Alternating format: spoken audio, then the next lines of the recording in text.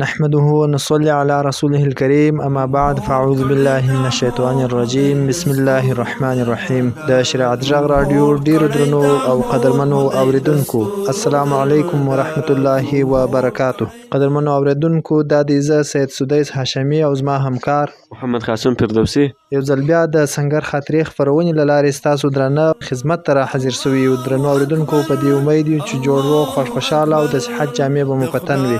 قدرمنو اوریدونکو دا ځل بیا هم د کندهار ښار د درېیمې حوزې اړونده د افغانستان د اسلامي امارت مجاهدینو یو بل مرکز ته راغلي یو. په دې مرکز کې هم د افغانستان د اسلامي امارت مجاهدین شتون لري او د مشرانو له لورې ورسپارل شوي خدمت ته متوجه دي. قدرمنو اوریدونکو لکه څنګه چې مو یادونه مخته وکړل چې د افغانستان د اسلامي امارت مجاهدین په دې مرکز کې په پراخ اندازه شتون لري او خپل ورسپارل شوی مسؤلیت په صحیح شکل انجاموي. درنو اوریدونکو په دې مرکز کې پراخه ګڼه ګوڼه لیدل کیږي، پراخ مراجعین لري. دا مجاهدین خپل ولسي وګړو ته د امنیت د خدمت ترڅنګ ملکي او نور خدمات هم سرته رسوي. قدرمنو اوریدونکو مجاهدین شاوخوا قرار لري. مخته مو یو مجاهد ولاړ دی، ورځو له دغه مجاهد څخه به وپوښتو چې لومړی تاسو ته خپل ځان در وپېژنئ. مجاهد صاحب ستړي مسئ، په خیر راغلاست. دا د شریعت غږ راډیو د سنگر خاطرې خپرونه ده. که تاسو لومړی زموږ اوریدونکو ته خپل ځان ور وپېژنئ. بسم الله الرحمن الرحیم نحمده ونصلي على رسوله الكريم. اعوذ بالله من الشیطان الرجیم بسم الله الرحمن الرحیم. اما بعد. محترم هاشمی صاحب تاسو څخه ډېره مننه چې تاسو خپل قیمتي وخت موږ ته راکړئ. الله تعالی دې زموږ او ستاسو په دغه قیمتي وخت کې برکت واچوي. الله تعالی دې ستاسو په عمر کې برکت واچوي. محترم هاشمی صاحب زما نوم مولوي زین الله او شبکه مې عبیده مولوي صاحب. عبیده مولوي صاحب ستاسو څخه هم یوه نړۍ مننه کوو. الله تعالی جل وعلا شانه دې پر تاسو هم د خپلو برکاتو او رحمتونو دروازې را خلاصې کړي. ډېره مننه کوو، خوشحاله سولو. لومړی که عبیده مولوي صاحب دا راته ووایاست چې له څه وخته د اسلامي امارت د مجاهدینو په دې پاک او سپېڅلي صف کې خدمت کوئ؟ څومره موده کېږي چې تاسو د اسلامي امارت د مجاهدینو سره یوځای سوي یاست؟ محترم هاشمي صاحب ستاسو څخه ډېره مننه. نو دغه جهادي خدمت مو تقریبا شاوخوا 11 کاله کېږي چې دا جهادي خدمت مو شروع کړی دي. نو دومره وخت مو کېږي چې دا جهادي خدمت مو شروع کړی دي. که دا راته ووایاست عبیده صاحب محترم چې تاسو په لومړي ځل د اسلامي امارت د مجاهدینو سره یوځای کېدلاست، تاسو یادونه وکړه چې 10 کاله کېږي چې په دې خدمت کې قرار لرو. په کومه ولسوالۍ کې مو خدمت شروع کړل او تاسو په څه کار اخته او څرنګه جهاد ته ولاړلاست؟ د چا سره مو د خدمت پیل و؟ محترم هاشمي صاحب کله به زموږ د کورنۍ مشرانو کوم اکاګانو کوم پلارو دا تیر تحریک کې به دغه جهادي خدمت کړی وو. نو دوی به موږ ته کله د کیسې کولې چې موږ دغسې خدمت کړی، جهادي لارې کې مو داسې خدمتونه کوله. نو موږ ډېر کشران وو. د دوی د دغه خبرو څخه موږ دا فهموله چې دا ډېره ښه لاره ده، دا د اسلام یو غټ حکم دی. نو په موږ په ذهنو کې دا احساس پیدا کېدی چې کله الله تعالی موږ داسې یو مرتبې ته ورسوي چې موږ هم دغه خدمت شروع کړو. نو او د دوی خبرې وې، کله بیا د دوی خپلې خاطرې هم بیانولې، د مجاهدینو کارنامې به هم بیانولې. نو موږ په ذهنو کې هم دغه فکر را پیدا شو. او کله چې ما سبقان شروع کړله، مدرسه مو شروع کړله، نو بیا و چې الله تعالی بس یو څه عمر زیات راکړي، نو بیا موږ د څو ملګرو سره دغه خبره شریکه کړله چې مثلا دا جهادي خدمت کې باید موږ او تاسو برخه واخلو. دا د اسلام یو حکم دی، باید دا احساس په ځان کې پیدا کړو. نو کله چې موږ دا احساس په ځان کې پیدا کړو، څو ملګرو سره دا مشوره شوله، نو دغه جهادي خدمت ته تیار شولو. نو بیا واغو چې سنګین ولسوالۍ ته ولاړلو. نو په سنګین ولسوالۍ کې مو د کلیګس په کلي کې د شریف مولوي صاحب سره مو دا خدمت شروع کړي. هغه سره مو دا خدمت پیل. مننه عبیده صاحب محترمه. تاسو یادونه وکړه چې زموږ د کورنۍ غړو په تیرو جهادي جریانونو کې برخه اخیستې وه. یعنې ستاسو پلار، اکا او د کورنۍ نور ټوله غړي مجاهدین تېر سوي دي که نه؟ بلې وه محترم هاشمي صاحب، موږ خپل اکا، موږ خپل پلار، راځه نور د کورنۍ غړي، حتی ماماګان، نو دې ټولو په دې تېر تحریک کې په دې جهاد کې برخه اخیستې ده. نو ډېرو قربانۍ ورکړي دي. نو بس موږ په موږ کې هم دا احساس پیدا شو چې دا قربانۍ ته تیار شولو. نو بس دا د دې مهرباني وه، د دې خدمتونه وه چې الله تعالی موږ هم دغه کار ته تیار کړلو.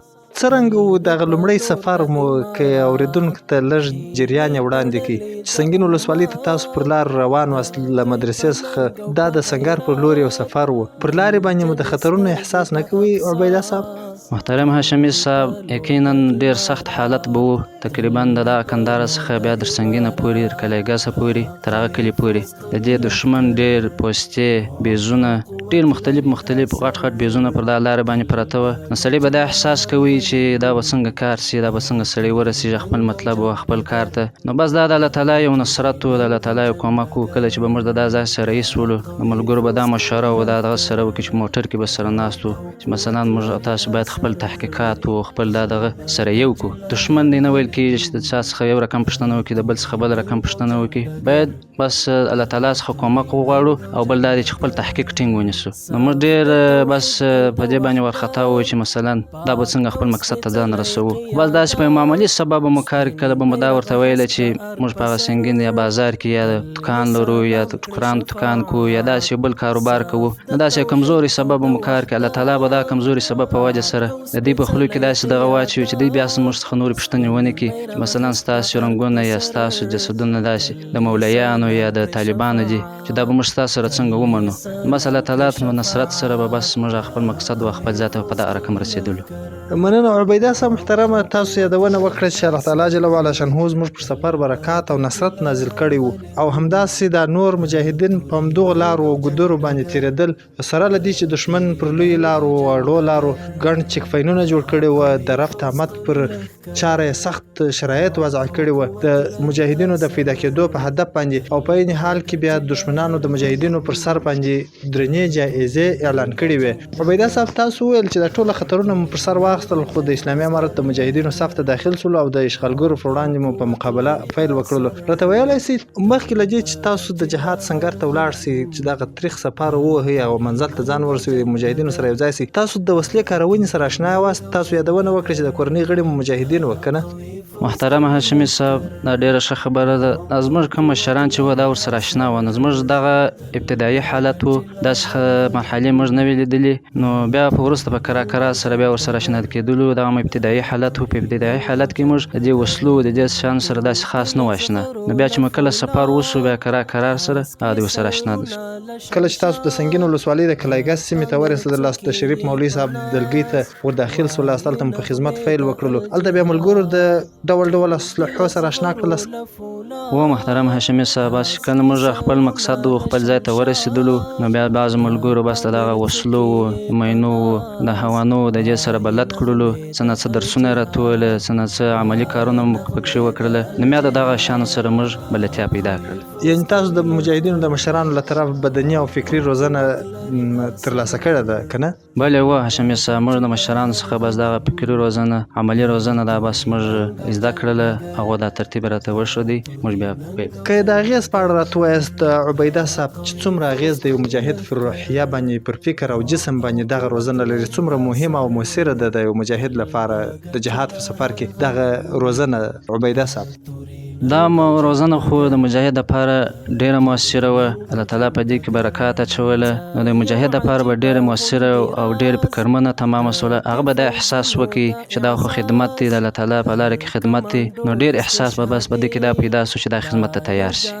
عبیده صاحب که دا راته ووایاست چې څرنګه وه د ملګرو سره مو ګزاره په دغه اول سفر کې، څومره مینه او محبت مو احساس کړلو د دوی په منځ کې، دغه خدمت مو په څومره شوق او ذوق سره کولو، تاسو یې څومره ورجذب کړلاست لا نور عبیده صاحب؟ محترم هاشمي صاحب، کله چې موږ خپل ځای ته ورسېدلو، خپل مقصد ته ورسېدلو، نو کله چې هلته دغه ملګرو سره یو ځای سو، نو ما یقینا دا احساس وکړي چې داسې دومره ملګري وه، داسې ملګري وه چې کله به موږ روغبړ ورسره کوي یا به مصافحه د جلاس ورسره کوله، یقینا دومره محبت موږ په دې زړو کې پیدا سو، دومره محبت مو پیدا سو چې هر ملګري به د خپل ملګري دپاره سر قربانوي. دومره زیات محبت پې ورسره پیدا سو. مننه عبیده صاحب، که دا راته ووایاست چې تاسو څومره شپې په دغه اول سفر یا نوبت کې تیرې کړلې د شریف مولوي صاحب په دلګۍ کې په دغه خدمت کې، ستاسو دپاره اول سفر د جهاد په لوري څومره شپې تاسو هلته وکړل؟ محترم هاشمي صاحب، داسې دقیق معلومات نشته راته، خو چې تقریبا 15 تر 40 ورځې پورې مو بس دغه وخت د ده سره تیر کړي، دغه ابتدایي حالت دغه وخت مو د ده سره تیر کړي، دا خدمت مو د ده سره په دغه وخت کې وکړله. راته ویلی سئ چې د امریکایانو یا د هغوی د اجیرانو سره د دغه 40 شپو په موده کې چې تاسو هلته تیرې کړلې په سنګر کې، لاس وګرېوان سوي یاست، په یو نښته کې ښکېل سواست که نه؟ محترم هاشمي صاحب بلې و داسې ورسره ښکېل شو کله چې شریف مولوي صاحب خپل مرګلو باندې دا غږ وکړي چې مثلا په پلانکي ورځ باندې موږ په پلانکي ځای باندې عملیات کوو. نو هغه عملیات کې دا امر وکړي چې مثلا کوم مجاهدین چې په دغه وسلو باندې سنبالي دغه باید موږ سره همکاري وکړي. نو موږ ته هم دا امر وکړي چې تاسو باید موږ سره دغه همکاري وکړي. دا د مینو جوړولو د مینو راوړلو په دغه کې زموږ څخه هم دا غوښتنه وکړله. نو بیا موږ هم دا کومک ورسره وکړي، ورسره ولاړلو. کوم هدف چې دوی دغه نیولي وو تر نظر لاندې کوم ځایونه چې نیولي وو نو هغه د الله تعالی په نصرت سره بس فتح هم راغله، غنیمتونه هم ونیول سوله او د الله تعالی غټ نصرت هم په هغه فتح کې راغی. دغه عملیات تاسو د دشمن پر یو مرکز یا قرارګاه وکړل که تاسو د دشمن پر یو اکمالاتي کاروان باندې دغه عملیات ترسره کړل؟ دا عملیات بس د سنگین بازار کښته خوا ورته وایي د ژرندې پوستې وې او داسې تقریبا 15 یا 6 سرای په دې کې د خپلې پوستې اچولې وې چې دا د عوامو خلکو د پاره ډېر په خطر کې و چې کله به دوی د سنگین بازار ته تلله، کله به د عوام خلک د کلي څخه ورتلله، موټران ټکټران دا به هم ورڅخه اخیستله، نور تاوانونه به هم ورسره ورسوله، ځاني او مالي تاوانونه به ورسوله. نو بس دا عملیات بس پر دغه پوستو پر دغه باندې شروع شو. نو او چې الله تعالی بس په دغه ځای باندې فتح راوستل. یعنې د دشمن د دغه پوستو او په دغه پوستو کې د شته پرسونل او عسکرو له جنایاتو څخه د ملکي وګړو ابرو او عزت خوندي نه و. دوی یو ستر فساد له دغه نقطې څخه کولو که نه؟ محترم هاشمي صاحب یعنې دومره وحشت یې خپور کړي وو دغه پوستو عسکرو چې تقریبا هېڅ یو عوام سړي یا زنانې یا خلکو د دې کلي څخه د دغه ظلمکار خلکو په وجه سره نه بازار ته تللی سوه، نه یې خپل مریض ترې یو ځای رسولی سوه. نو ډېر سخت ورسره په تکلیف و. عبیده صاحب یوه پوښتنه به دا وکړو چې تاسو په سنګین ولسوالۍ کې لومړی نوبت تېر کړی دی او په سنګین ولسوالۍ کې برتانویانو او د هغوی اجیرانو ستر جنایات ترسره کړل د ملکي وګړو پر وړاندې. تاسو وروسته له فتحې په اوس وختو کې سنګین ولسوالۍ ته یو سفر کړی دی که نه؟ محترم هاشمي صاحب بیا مو سفر نه دی کړی، بیا مو خدمت تقریبا د مطمئن قدرت الله څخه بیا وروسته شروع کړی دی. بیا مو خدمت د سره کړی دی، بیا مو د اخوا څخه بیا خدمت نه دی کړی. هغه بیا تاسو د ښاغلي مطمئن صاحب سره چې خدمت شروع کړی دی په قندهار او هلمند او نورو ولسوالیو کې و که نه؟ بلې و بس د زنګاوات سیمه ورته وایي په دغه کې ما وروسته بیا د مطمئن صاحب سره بیعت شو، بیا مې د ده سره خدمت شروع کړي. عبیده صاحب تاسو په اول نوبت کې د یو عملیاتو شاهد یاست د دشمن پر یو مرکز باندې. دا راته ویلی سي چې د عملیاتو په جریان کې د اسلامي امارت د مجاهدینو روحیه او مرال څومره لوړ و، په څومره شوق او ذوق سره مجاهدین جنګېدل؟ محترم هاشمي صاحب بالکل زه په هغه وخت کې چې دغه عملیات شروع کېدی زه یقینا هم د مجاهدین ته ډېر په تعجب کې پاتې شولم. لیکن چې کله دغه زموږ مشر شریف مولوي صاحب دا امر وکړي یعنې هر مجاهد به دومره خوشحاله و دومره به خوشحاله و چې بس بیخي بې اندازې به ورته خوشحاله و. هر یو به دا کوشش کوي چې زه په دې عملیاتو کې برخه واخلم، زه په دې عملیاتو کې برخه واخلم. یقینا د دې جهاد شوق بیخي بې اندازې ورسره و. راته ویلی سي چې دشمن مورال بیا څومره و، دشمن بیا د مجاهدینو د ګزارونو او بریدونو څخه څومره ویره او ډار درلودی؟ کله چې به مجاهدینو دشمن پر مرکز یو اکمالاتي کاروان باندې بریدونه پیل کړل دشمن به کومه لاره تعقیبول؟ ستاسو سره جنګېدی که د تیښتې لاره غوره کول عبیده صاحب؟ محترم هاشمي صاحب کوم عملیات چې ما مخکې تاسو ته وړاندې کړي په دې عملیاتو کې کله چې په هغه شپه پر دې باندې برید شروع شو هغه فتح راغله، په دې سهار باندې بیا موږ څه نه څه نور ملګري ورلو. هغه ځای چې فتح شوي و د دې مړي تقریبا تر 15 تر 3 پورې شاوخوا پراته وه. دوی چې کله دا احساس وکړي چې دا خپل خوږې ولیدله، دا د مجاهدینو کامیابي ولیدله، یقینا بس په دې کې ډېره زیاته بیره خپره سوله. بیا تر څو چې زه هلته وم هغه متکې ته بیا دی هېڅ یو کار نه سوه برابرولی، نه ورته راتللی سوله. بیا الحمدلله مجاهدینو هم ډېر بس کوشش وکړي، هغه علاقه ورته مینونه کړله. نو بس د الله تعالی په نصرت سره او د مجاهدینو د دغه سترې بریا په وجه سره الله تعالی په دې کې ډېره سخته بیره واچول. بیا هغه علاقې ته داسې په ډېر زړور طاقت سره نه سوه راتللی. دا راته ویلی سي چې بالخصوص ستاسې په اسلحو کې، ستاسې په تاکتیکونو کې، یعنې ستاسې په لاس د جوړ سوي مینونو له انفجاره څخه او یا د اسلحو له ګزاره څخه د کوم ګزاره څخه دشمن ډېر متاثر و، له کوم یوه څخه یې ډېر ډار او ویره درلوده؟ ستاسو له مینه څخه ډېره دی که ستاسو له په اصطلاح له د رازنوپه څخه، ستاسو د ثقیل، ستاسو د راکټ د ګزاره څخه، ستاسو د دوربین او لیزر څخه؟ دشمن ستاسو د کوم اسلحې څخه ډېر ډار او ویره درلوده؟ محترم هاشمي صاحب کله چې هغه عملیات مجاهدین شروع کړي یقینا ډیر متاثر چې وو هغه عملیات کې بس د لیزري سلاو او دغه مینو څخه مجاهدینو ډیر کار واخیستی دغه مینونه ډیر دي ته متاثر تمام سول بس دا کوم مینونه چې دی شاوخه پر د پوسټو په دې باندې شاوخه را وګرځول دغه څخه ډیر متاثر سول زما په سبب سره په ذهن سره دغه دوه سبب ډیر په کار واچول سول الله تعالی بس په دغه کې ډیر برکت واچوي. مننه عبیده صاحب، یعنې ستاسو په لاس جوړ شوي بشکوي ماینونه یوه قوي او مؤثره تکنالوژي ثابته سول د 21مې پیړۍ د صلیبیانو سره د جګړې او مقابلې په ډګر کې، که نه؟ بلې و محترم هاشمي صاحب دا بس دومره مؤثره تمامه سوله چې تقریبا اوس نړۍ ته هم دا معلومه سوله چې داسې د کمزوري سبب په وجه سره دا دی چې الله تعالی په دې کې ډېر غټ متاثرات کښېښودل. مننه عبیده صاحب محترمه، تاسو د جهادي سنګر خاطرات له موږ سره شریکوي، تاسو څخه مننه کوو. تاسو د ډېر وخت مجاهد یاست او تاسو زموږ اوریدونکو ته یو نوې روحیه او مینه ورکړل، له تاسو څخه بیا هم مننه کوو. تاسو نظامي مجاهد یاست، د نظامي سنګر ترڅنګ مو د اسلامي امارت د مجاهدینو د فرهنګي او فکري سنګر خپرېدونکي مواد تعقیبول، لکه مجلې، فلمونه، د اسلامي امارت د مجاهدینو د بریاو او د دشمن د تلفاتو، د اسلامي امارت د مجاهدینو د مشرانو او علماو وعظونه او تقریرونه، د اسلامي امارت د مجاهدینو د فرهنګي سنګر د ناتخوانانو ترانې او نظمونه، دا شان تاسو اوریدل د نظامي خدمت ترڅنګ او تعقیبول مو، که نه عبیده صاحب؟ بلې و محترم هاشمي صاحب، بس اکثره وخت موږ دغه کم فدایانو ویډیوګانې چې وې دغه به مو اکثره وخت کتلې، نور داسې متاثرې ترانې چې دغه ملا فقیر محمد درویش ویلې دغه به مو اورېدلې. نو بس دغو شیانو بس په موږ کې ډېر تاثیرات پیدا کوله، موږ به دې لارې ته هڅولو. عبیده صاحب یوه پوښتنه به دا وکړو چې دغه فلمونه په عامه ټولنه کې هم خپرېدل، د اسلامي امارت د مجاهدینو ترڅنګ عامو ځوانانو او ماشومانو هم کتل، راته ویلی سئ چې ستاسو د لیکو د جلب او جذب او پیاوړتیا دپاره څومره مؤثر تمامېدل؟ پیدا یې درلودل او د ځوانانو ذهنونه د جهاد لوري ته رااړول، که نه؟ بالکل محترم هاشمي صاحب، دې ډېر تاثیرات اچوله، لیکن کله به موږ په مدرسې کې وو نو دغه ملګري د بعضې ملګرو سره چې به معلومات کوي نو که د هغو کورنۍ وه که کشران وه نو کله به زه د ملګرو کورنیو دې ته به ورتللم، نو بس هغو به د کوچنیانو یا ماشوم چې به یې راووتی بس لا بیا دا ویلې چې بس نن مې پلانکۍ ویډیو وکته په هغه کې داسې د اسلام د فدایانو دا رقم قرباني ورکوله، نو دا ډېر متاثره تمامېدله، په خلکو کې دا احساس پیدا کوي، خصوصا بس په دغه صحرا او په متیکو کې چې دا کم خلک وه نو په هغو کې بیا دا احساس بیخي بې اندازې زیات پیدا کوي.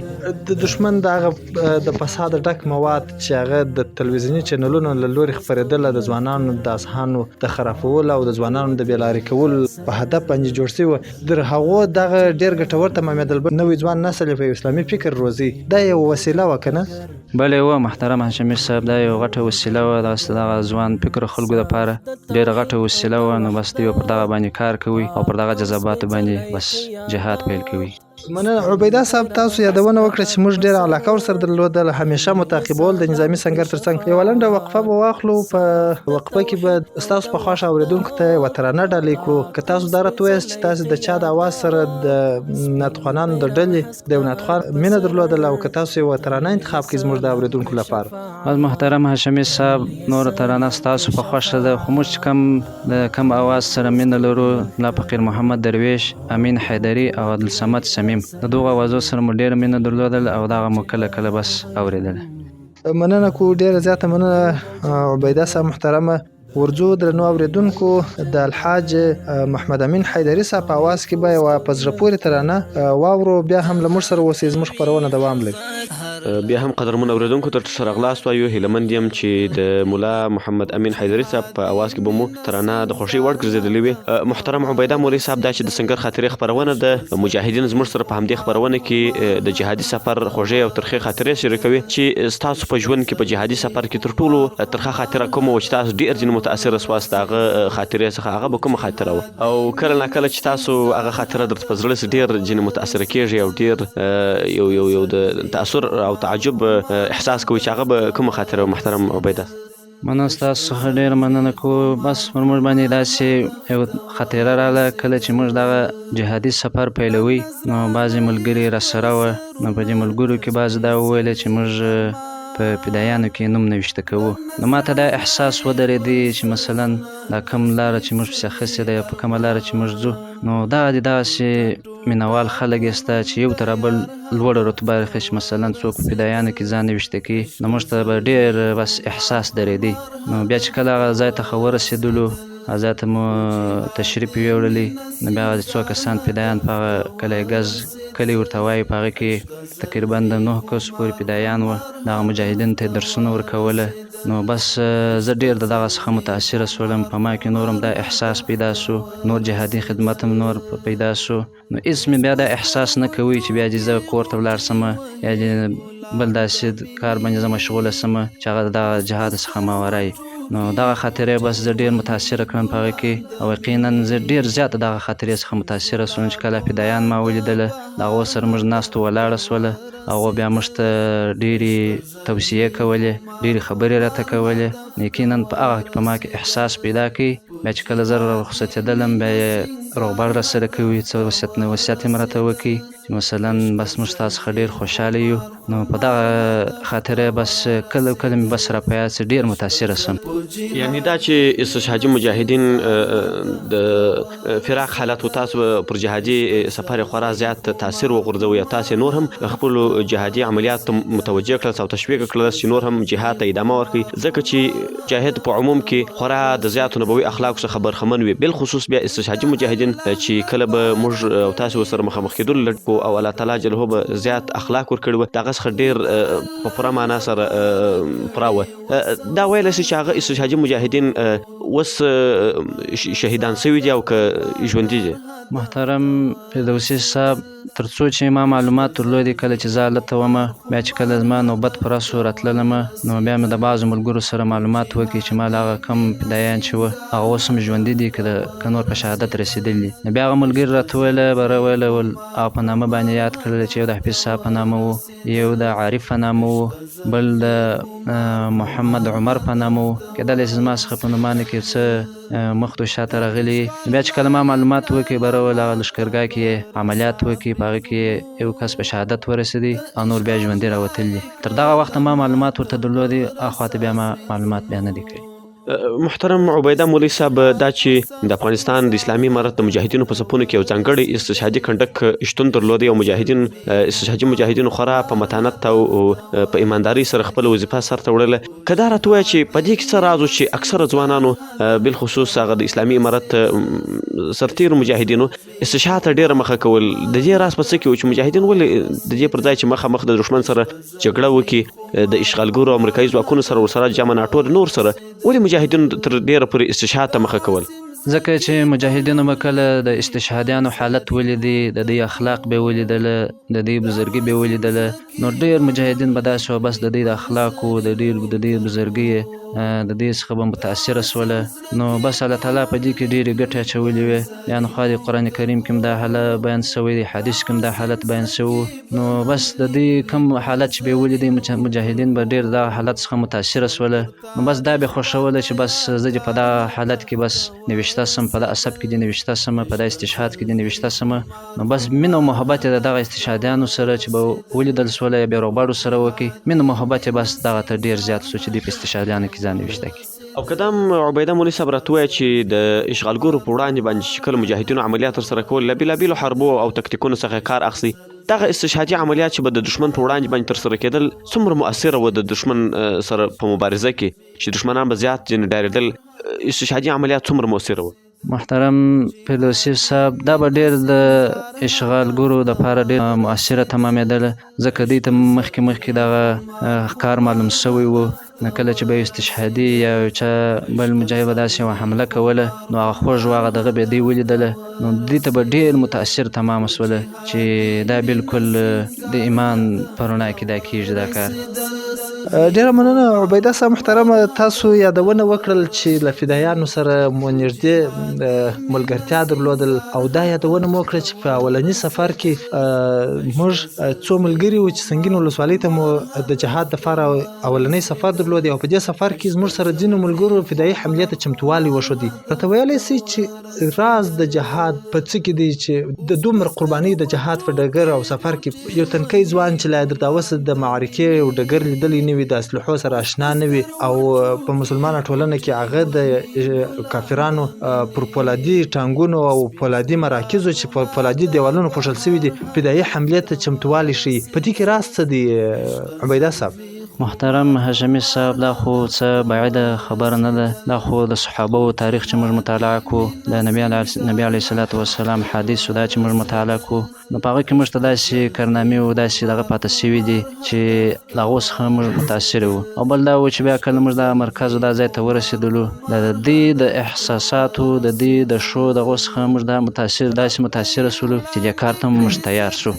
عبیده صاحب تاسو یادونه وکړه چې دا درسونه له اسلافو څخه راته په میراث پاته شوي دي. دا راته ویلی سي چې د فدایانو د دې سره ګرځېدلو څومره خوند درلودی؟ تاسو نږدې ورسره اوسېدلاست، یوه کوټه کې یو اطاق کې د دې له لورې مو جهادي عملیات لپاره درسونه واخیستل. څومره مینه او محبت دې درلودلو له تاسو سره او تاسو له دې سره څومره مینه کوئ؟ محترم هاشمي صاحب یقینا دوی دومره زیاته مینه ورسره درلودل، دومره زیاته مینه ورسره درلودل چې یقینا زه د دې د خبرو د دې خدمت څخه دومره متاثره شولم چې نور نو ما د دې متاثر احساس نه شوی کولی. د دې چې کله خپل په مابینځ کې یا خبره یا دغه کول نو ډېر زیات شوق بس موږ ورسره پیدا کېدی. د دې د خبرو څخه مجاهدین متاثره کېدله، موږ متاثره کېدلو چې بس دې خدمت ښه په پوره توجه سره موږ بس تیار شو. نو د دې کوم حالت چې موږ لیدی د دې حالت څخه موږ ډېر متاثره کېدلو چې دا دومره قرباني ولا خلک وو، دومره قرباني ته ځان تیار کړي وو چې بیخي زیات اندازې بس ډېر ورته آماده وه دا قرباني. عبیده صاحب که دا راته ووایاست چې تاسو په خپلو سترګو مشاهده کړله، فدایان مو د هغوی کارنامې مو مشاهده کړلې او د ناټو د شل کلن اشغال په دوران کې فدایان ستاسو په لیکو کې خورا په زړه پورې خلک ثابت سول، خورا زړور خلک ثابت سول او دوی د خپل ځانونو په نظرانه کولو سره د امریکایي اشغالګرو ټوله هغه ستراتیژي ووهلې، له خاورو سره یې خاورې کړلې. دوی پرې نه ښودل چې خپل هدف ته په افغانستان کې ورسېږي یا نور اسلامي نړۍ وډارسي له دوی څخه. دا راته ویلی سي چې دغه د فدایانو سلسله به تر څه وخته پورې په افغان ټولنه یا په مسلمانه ټولنه کې وجود لري عبیده صاحب محترم؟ محترم هاشمي صاحب دا خو څه بعیده خبره نه ده، لکه څنګه چې ما مخکې اشاره ورته وکړه چې دا د صحابو څخه دا تاریخ راته پاتې دی، نبي علیه الصلاة والسلام د حدیث څخه دا تاریخ راته پاتې دی. نو دا سلسله به دغسې پر پیړۍ به را روانه وي، نو دا کار ته به انشاءالله نور هم تیاریږي، نور به هم خدمت کوي ورته، نو دا سلسله به انشاءالله روانه وي د خیره. یعنی عبیده صاحب ستاسو باور او یقین دا دی ستاسو په تجربه او مشاهده سره او ستاسو په عقیده سره چې تاسو د اسلام تاریخ مطالعه کړی دی، اوسنی تاریخ تاسو خپل مشاهده کوي، په دې باور لري چې راتلونکي نسلونه چې زموږ څخه پاتېږي هغه چې د اشغالګرو یا د تیرګرو مقابله ته روزي هغه به هم په خپلو جهادي قطاعاتو کې د فدایانو قطاعات لري که نه؟ بلې و محترم هاشمي صاحب، کله چې موږ اوس دغه حالت مطالعه کو او اوس کوم حالت چې روان یا کوم حالت چې تېر شوي، کله چې دا کشره طبقه یا کشره نسل دغه تاریخ خو دغه شان مطالعه کړي، نو الله تعالی ته ډېر امید شته چې په الله تعالی به د هغو په زړه کې هم دغه استشهادي حملې یا د استشهادي کوم کارونه د هغو ته تیار سي، د هغو په وجه سره به دا خدمت دی تیار سي. الله تعالی ته امید شته.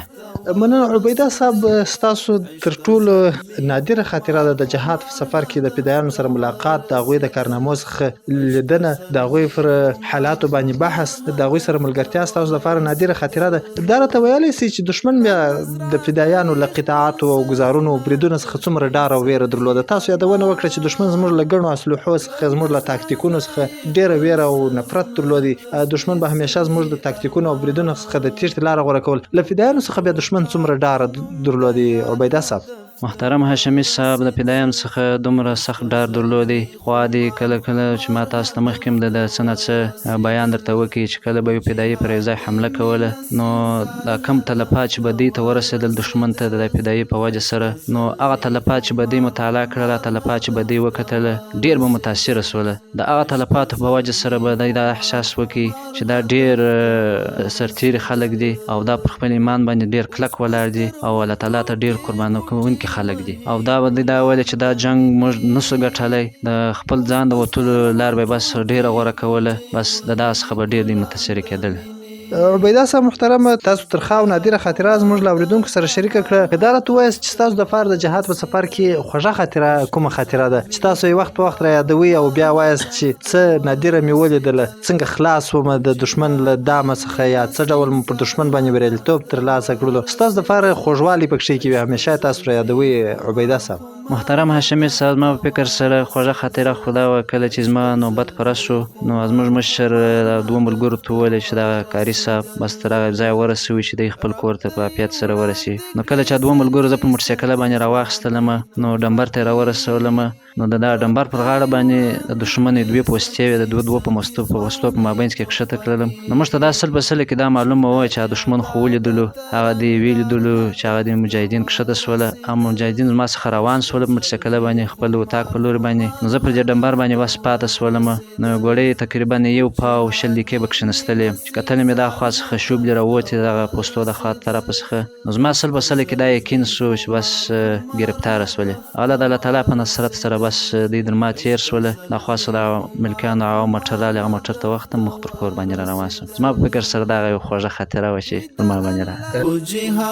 ډېره مننه. رښتیا هم عبیده صاحب محترمه، د جهاد په سفر کې د دښمن د ظلم او وحشت څه نه څه تاثیرات وي، خو رښتیا هم ستاسو دپاره د جهاد اولنی سفر و او تاسو الله تعالی جل وعلا شانه په خپل حفاظت سره سلامت تر خپل کوره پورې راورسولاست. عبیده صاحب محترمه، یوه لنډه دمه به واخلو. که تاسو زموږ له اورېدونکو سره د یوې ترانې یا نعت انتخاب شریک کړئ، ستاسو انتخاب څه دی عبیده صاحب؟ نو محترم هاشمي صاحب، مخکې ما تاسو ته وویله چې بس کم ترانه یا نعت چې وي هغه ستاسو په خوښه دی. مننه عبیده صاحب. تخنیکي همکاران به ستاسو د جهادي خاطراتو سره سم د الحاج ملا فقیر محمد درویش صاحب یوه ترانه تاسو ته وړاندې کړي. په دې هیله یو چې ستاسو او زموږ د اورېدونکو په د خوښۍ وړ وګرځېږي.